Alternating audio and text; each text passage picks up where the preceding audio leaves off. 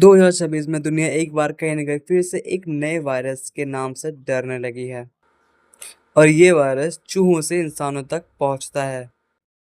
इस वायरस की चर्चा हाल फिलहाल में लगभग पूरी दुनिया में हो रही है और इस वायरस का नाम हंता वायरस बताया जा रहा है। सोशल मीडिया की बात करें तो सोशल मीडिया पे लोग इसको रेड वायरस के नाम से जानते हैं।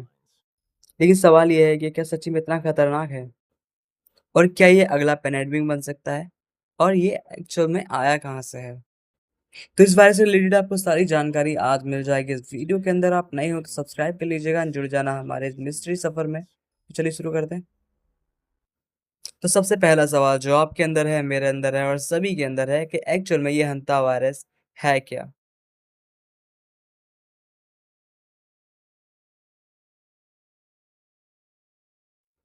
और अगर हम एक्सपर्ट और साइंटिस्ट के माने तो उनका कहना है कि ये रोडेंट से इंसानों में फैलता है, यानी कि ये वायरस चूहों से इंसानों तक पहुंचता है और खास तौर से इन्फेक्टेड रोडेंट से। रिपोर्ट की अगर माने तो रिपोर्ट्स का कहना है कि इसकी सबसे ज़्यादा आउटब्रेक्स साउथ अमेरिका, खासतौर पर अर्जेंटीना और चिली जैसे देशों में पाए जाते हैं। 1990 के दशक में इसके कुछ खास बड़े केसेस सामने आए, जहां पर लोग बुखार, खांसी और सांस लेने जैसी समस्याओं से अचानक से बीमार पड़ने लगे।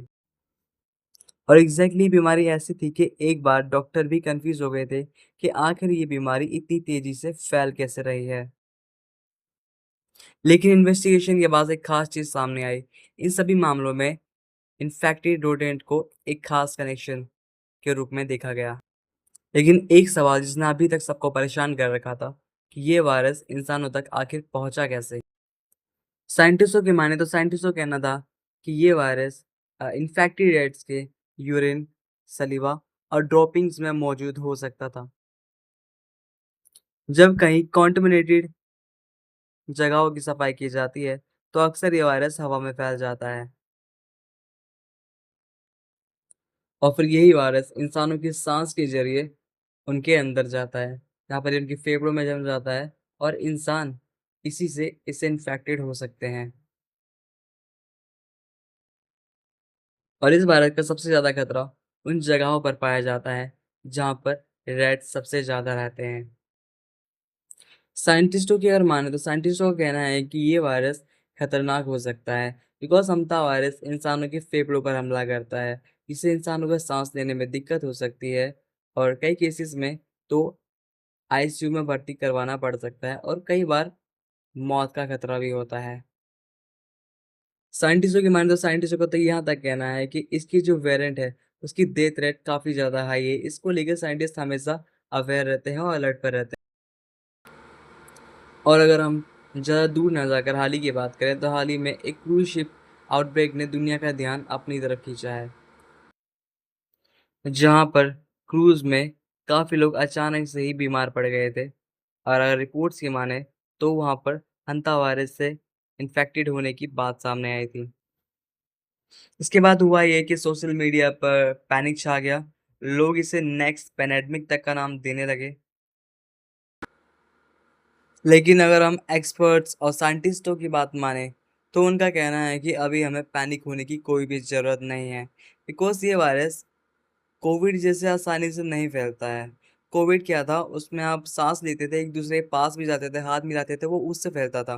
लेकिन ये वायरस इतनी आसानी से नहीं फैलने वाला है। और हम बात करें कि हमें अब क्या करना चाहिए और क्या नहीं करना चाहिए, मैं यही राय दूंगा कि जहाँ आपको दिख रहा है कि जहाँ पर चूहे वगैरह हो सकते हैं तो वहाँ पर सफाई रखनी है आपको।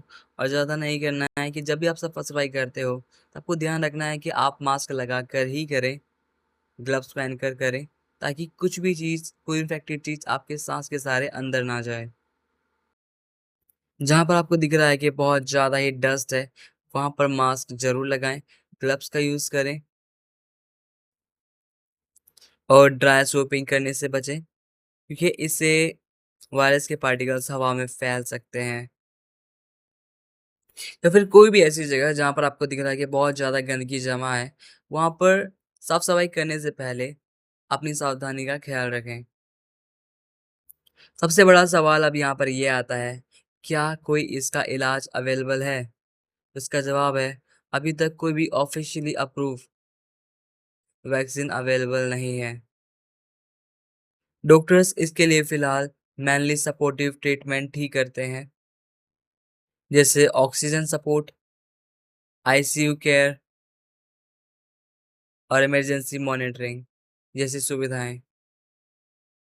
डॉक्टर्स का कहना है कि अगर इन्फेक्शन जल्दी डिटेक्ट हो जाए तो मरीज के बचने की संभावना बढ़ सकती है। कोविड के बाद दुनिया अब किसी भी नए वायरस से डर जाती है। यही वजह है कि हंता वायरस फिर से एक बार हेडलाइन बन चुका है।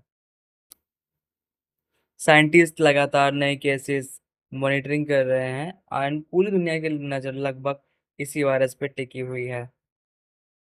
एक छोटा सा चूहा और उसके अंदर छिपा एक वायरस जिसने एक बार फिर से पूरी दुनिया को डरा कर रख दिया। अगर आपको पूरी कंप्लीट इन्फॉर्मेशन मिल गई है इस वायरस के बारे में, तो चैनल को सब्सक्राइब कर लीजिएगा एंड मिलते हैं नेक्स्ट वीडियो के अंदर। ऐसी इन्फॉर्मेशन वीडियो यहाँ पे डेली आते रहते हैं, तो जुड़ जाइए हमारे साथ।